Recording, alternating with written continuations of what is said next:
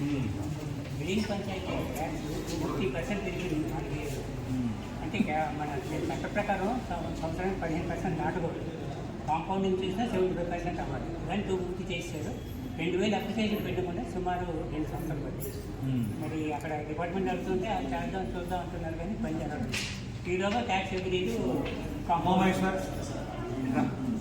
ఇప్పుడు మనము విలీన పంచాయతీలకి ఆల్రెడీ ఉన్న ట్యాక్స్ మనం సపరేట్ టైం పెంచలేదు కదా. ఆల్రెడీ ఫర్ ఎగ్జాంపుల్ మనకు ఇక్కడ మైగ్రేట్ అయ్యే సమయానికి 100 రూపాయలకి చేస్తూ 115 ఉంటుంది. మళ్ళీ దానిపైన 17.5 పెరిగింటుంది. అట్లా వచ్చింటుంది అంతేగాని అదే పనిగా మళ్ళీ రివిజన్ చేయలేదు కదా. ఉన్నదానిపైన పెంచుతున్నాము అందరితో పాటు అంతే కదా.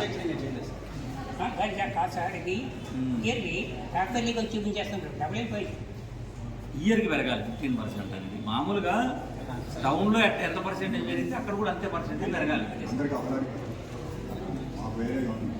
ఎక్కడన్నా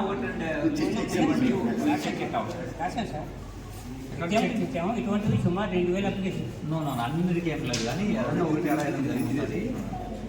ఎగ్జాంపుల్స్ మిగతాటి కూడా కరెక్ట్గా ఉండేట్టు కూడా వీళ్ళకి ఒకసారి ఎక్స్ప్లెయిన్ చేద్దాం. ఈ రెండు ఎందుకు పెరిగాయనేది కూడా అనాలిసిస్ చేయండి. అప్లికేషన్స్ కూడా మనకు పెండింగ్ ఉన్నాయి సార్. మాది సుమారు 2 సంవత్సరాలు అట్లే ఉండదు. ఎప్పటికప్పుడు డిస్పోజ్ చేసి ఉంటాను. 59 సంవత్సరాలు సార్. 2000 వరకు ఆఖరి పడాలి సార్. ఇది ఆఖరికి సార్. అయితే పొరపాటుగా హాఫ్ ఇయర్ అట్లా అదేలే. అంటే సంవత్సరానికి 100 పడాల్సింది అర్ధ సంవత్సరానికి 100 చొప్పున 200 చేశారు పొరపాటుగా. ఇవి సరిదిద్దడానికి మనము ప్రపోజల్ పంపించాలి.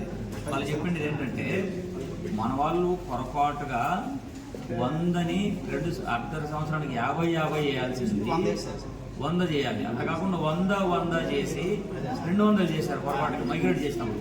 అది రెక్టిఫై చేయాలి. అవన్నీ కూడా లిస్ట్ అవుట్ చేయండి. హెడ్ ఆఫీస్తో మాట్లాడేసి పంపించేసేస్తాం. వాళ్ళు చెప్పేది కరెక్ట్ అయితే మాత్రం దీన్ని సరిదిద్దాలి. పెండింగ్ అప్లికేషన్ ఒక ఎగ్జాంపుల్ ఆయన వచ్చారు. చిరంజీవి ఉన్నాడా?